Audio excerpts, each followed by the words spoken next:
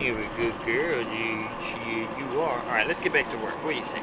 Today's project is, we have a client job, but more importantly, I want to take this opportunity to experiment some different ink mixtures and formulations before we actually start the project to quench my own curiosity.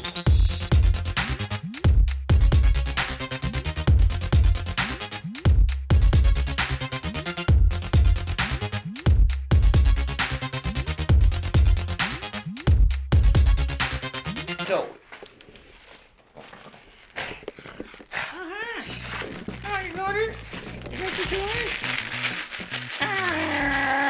Oh, sorry about the glare. The project is going to be a puff tone on tone, or black on black. 11 inches wide, 3.5 down center chest. Let's get our art out of here. I'm gonna download my art file. I'm gonna open this in Illustrator. We do want this at 3.5. So the protocol for today's experiment is the following. We're gonna test two different mesh counts. We're gonna test a really low 60 mesh, and then we're gonna be testing it on a 150S mesh. I just wanna find out if the mesh really matters. The next thing we're gonna do is test different percentages of the additive. So we're gonna start with the recommended 15%. We're gonna jump it to like 20% and see if how much the effect changes. And then finally, we're gonna test doing a print flash print versus just doing one print and running it through and letting it puff that way. So we got some things we're gonna test out. What produces the best result?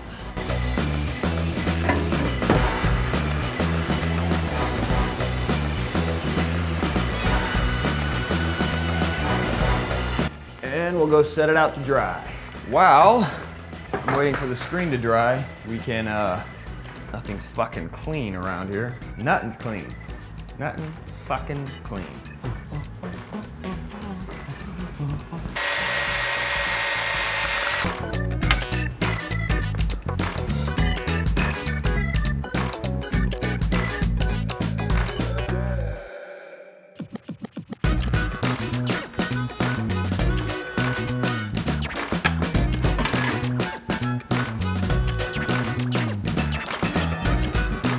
I'm desperately trying to keep my squeegee pressure as low as possible. I have a horrible tendency to just push down like I'm trying to murder the damn palette. So I'm doing my best to keep my pressure light, just so that it sits on top of the fibers instead of, driving down into them.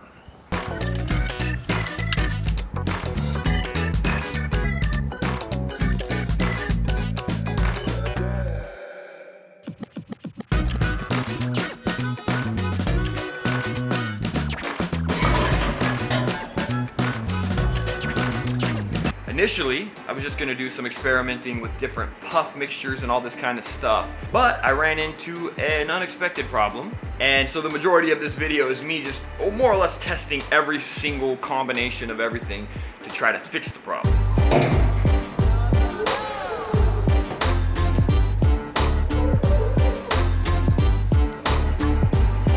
It's either not raising up, either because I'm driving it in too deep. I mean, I don't know, it's fine here, but it's these long runs that are giving me a problem. All right, I did everything in my power to use as little pressure as possible. I was essentially just kind of sitting the squeegee on top of the mesh and just pulling it. Okay, bye. See you on the other side. So what I've done is I sped the belt up, I lowered the temp a little bit, and again, I printed the ink as thick as I possibly could on top of the garment. Keep in mind too, with the 60 mesh, the ink just falls right through, so it doesn't take a lot of effort or force to get the ink through it. And clearing the screens is really easy on a 60. Okay, check this out. That is a super duper thick print. We're still having the same puckering problems, man. I think, look at right there. So we're gonna speed the belt up even more. I think it's getting too damn hot. That's what I think. Or it's being allowed to sit in there for too long, and then it gets to a certain maximum height, and then it drops in certain areas. Boom. Yeah, and every time I run these through, you can see the puff gets less and less.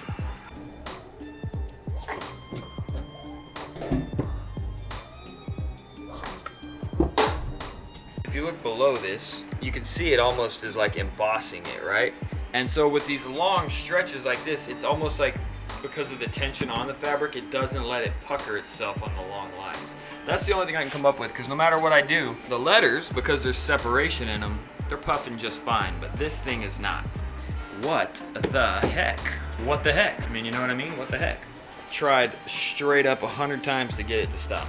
So this was done on the sleeve of a hoodie, and we're curing it at 320 degrees. And interestingly enough, the problem's not quite as obvious. I'm gonna go do another batch and take it down back down to 15%. And we're gonna see if maybe that fixes this issue, because hella dense, dude. I mean, that's the thickest goddamn print I've ever seen. Same thing though, see the lines? The straight lines are a goddamn problem. You definitely do not need 20%. You may not even need 15%. I mean, you can get a decent little puff out of it at probably like 10.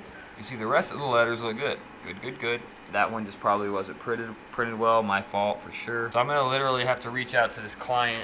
So with that in mind, it's later than shit. I've been dicking around with this for like 3 hours now. It was started when it was light, it's dark. This is why I love the Anatol. Come to program, and I have been testing, and I made a puff program right here. This is why this dryer, I love it.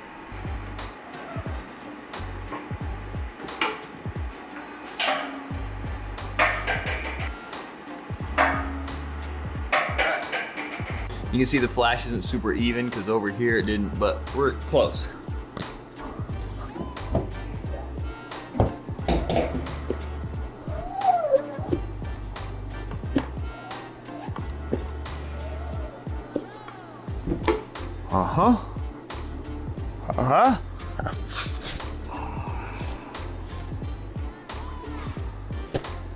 Now this is a print flash print. You can see.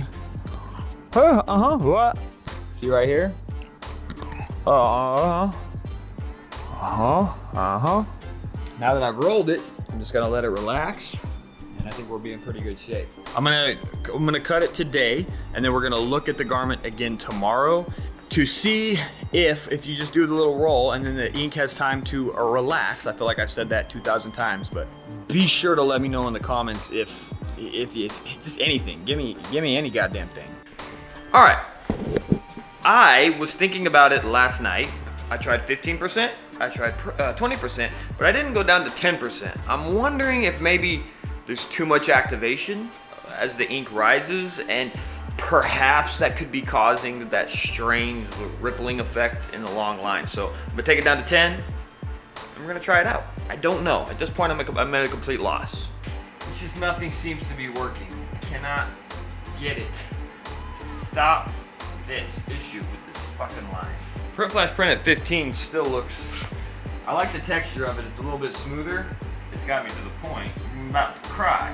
Now when you're comparing the two, this is 10% print flash print. This is 15 or 20% just one print.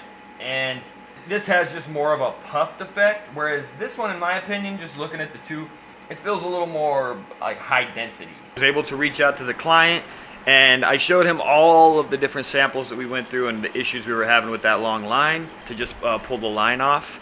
That does not change the fact that I am in like desperate need of input from you guys. So be sure to hit me up in the comments if you have any information on what is going wrong there. And it's holding well, but as soon as I put those lines on it, man, they were just ducking and diving. And I even tried printing the line by itself. It was still the same thing. I do not know why it's happening. I literally have no idea. It drove me nuts. I was like messing with it for, well, over the weekend, so it wasn't really like a work day, but I was messing with it, testing things, redoing stuff. I got to the point where I stopped filming it just because I was trying every little variation, and ultimately nothing worked. It just seems like when it's a really long run, it doesn't allow it to do its thing that it needs to do the thing. All right, fam. That is it for me and you on this beautiful video. Make sure to like, share, subscribe. For sure, pop into the comments, especially with your advice and your tips and tricks to that dang line. I'm about in tears, okay? I'm not going to cry on camera, but I'm going to step off camera, and I'm going to cry and cry and cry.